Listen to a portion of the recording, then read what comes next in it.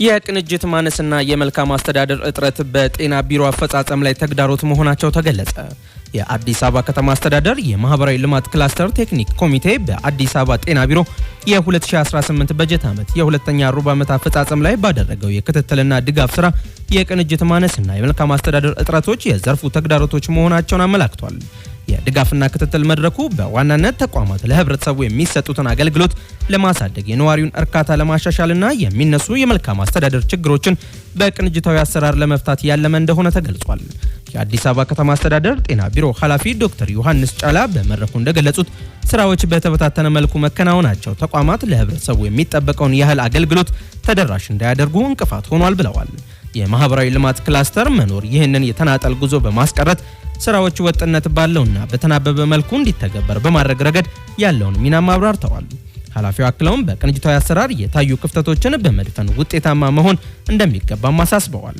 የቢሮ ምክትል ኃላፊ ዶክተር ሙሉጌታ እንዳለ በበኩላቸው ክላስተሩ ተቋማት እንደየባህሪያቸው ተናበው እንዲሰሩ የሚያስችል መሆኑን ጠቅሰው የተደረገው ድጋፍና ክትትል የተመዘገቡ ስኬቶችን ለማጠናከርና የታዩ ተግዳሮቶችን ለመለየት መሆኑንም ገልጸዋል። በተለይም በህብረተሰቡ ዘንድ የሚነሱ የመልካም አስተዳደር ችግሮችን በቅንጅት መፍታት በቀሪ ጊዜያት ትኩረት የሚሰጠው ተግባር መሆኑንም አመላክተዋል። ቴክኒክ ኮሚቴው ያደረገው ይህ ድጋፍና ክትትል በጤና ቢሮ ስር በሚገኙ ተቋማት ውስጥ የሚታዩ የአገልግሎት ክፍተቶችን ለመንደፍና በቀሪ የበጀት ዓመቱ ጊዜያት የተሻሻለ አፈጻጸም ለማስመዝገብ እንደ ግብዓት እንደሚያገለግልም ተጠቅሷል።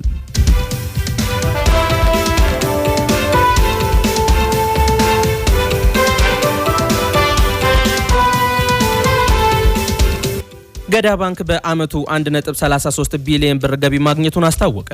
ወደ ስራ ከገባ 3ኛ ዓመቱን የያዘው ገዳ ባንክ ባሳለፍነው የስራ ዘመን የ67 በመቶ የገቢ እድገት በማሳየት 1.33 ቢሊዮን ብር ገቢ ማስመዝገቡን አስታውቋል።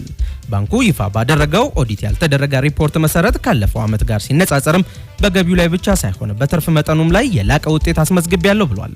በዚህ መሰረት ከታክስ በፊት ከግማሽ ቢሊዮን ብር በላይ ትርፍ ማግኘቱን የገለጸ ሲሆን ይህም የ100% እድገት የታየበት መሆኑን ጠቁሟል።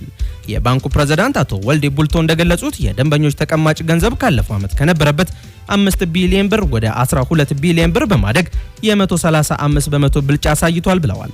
በተመሳሳይ የባንኩ አጠቃላይ ሀብት 15 ቢሊዮን ብር መሻገሩንና ይህም የ105% ዓመታዊ እድገት መሆኑን አብራርተዋል።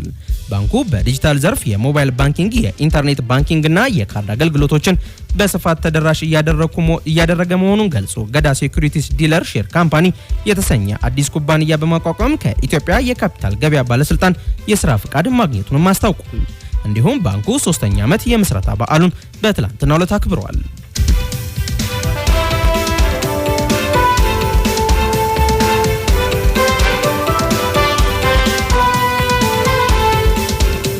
አድማጮቻችን ጄኤፍኤም 106.7 ላይ ትገኛላችሁ። የእኩለ ቀን 6 ሰዓት ዜናዎቻችንን ነው በመከታተል ላይ የምትገኙት።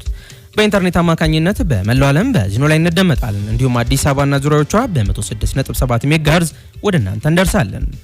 የሀገር ውስጥ ዜናዎቻችንን በዚሁ አበቃን። በመቀጠል ወደ ውጭ ዜናዎች ስናልፍ አፍሪካን ቀዳሚ ያደረገን የሶማሊያ መንግስት 30 የሚደርሱ የአልሸባብ አባላት መገደላቸውን አስታወቀ። የሶማሊያ መንግስት ኃይሎች ከዓለም አቀፍ አጋሮቻቸው ጋር በመሆን በፈጸሙ ጥቃት ወደ 30 የሚጠጉ የአልሸባብ ታጣቂዎች መገደላቸውን አስታውቀዋል። በደቡብ ምስራቅ የሀገሪቱ ክፍል ውስጥ በሚገኘው ጃባድ ጎዳኔ በተባለ ከተማ ውስጥ በተፈጸመው የአየር ጥቃት 29 የአልሸባብ ታጣቂዎች መገደላቸውንና በተጨማሪም ለሽብር ጥቃት ሊውሉ የነበሩ ተሽከርካሪዎች እንዲሁም የጦር መሳሪያዎች መውደማቸውን የሀገሪቱ መከላከያ ሚኒስቴር ገልጿል።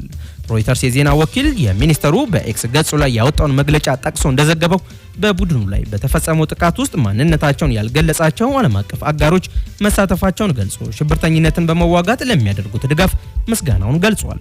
በሶማሊያ ውስጥ የሚንቀሳቀሰውን ታጣቂ ቡድን ለመዋጋት በአፍሪካ ህብረት ጥላ ስር የተለያዩ ሀገራት ወታደሮች በሀገሪቱ ውስጥ ተሰማርተው የሚገኙ ሲሆን አሜሪካና ሌሎች ምዕራባውያን ሀገራት ደግሞ የአየር ጥቃትን ጨምሮ የተለያዩ ድጋፍን እንደሚያደርጉም ተነግሯል። በተለይ አሜሪካ በቡድኑ ይዘታዎች መሪዎችና ታጣቂዎች ላይ ተደጋጋሚ የአየር ጥቃቶችን በመፈጸም ላይ ትታወቃለች።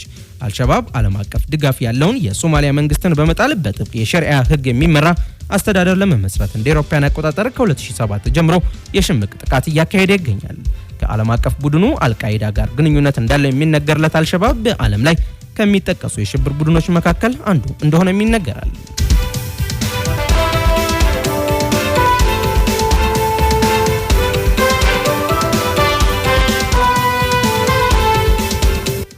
በስዊዘርላንድ በደረሰ የእሳት አደጋ 40 የሚደርሱ ሰዎች መሞታቸው ተገለጸ። በደቡባዊ ስዊዘርላንድ በሚገኝ የበረዶ ሸርተቴ መጫወቻ ስፍራ ውስጥ በሚገኝ የመዝናኛ ስፍራ በተነሳ የእሳት አደጋ 40 ሰዎች መሞታቸውን ፖሊስ አስታውቋል። በእሳት አደጋው 115 ሰዎች ጉዳት የደረሰባቸው ሲሆን ብዙዎቹም በከባድ ሁኔታ ቆስለዋል ተብሏል። እሳቱ የተከሰተው በክራንስ ሞንታና በሚገኘው ለኮንስቴሌሽን የተባለ ባር ውስጥ የአዲስ ዓመት ዋዜማ እየተከበረ ባለበት ወቅት ነው ተብሏል።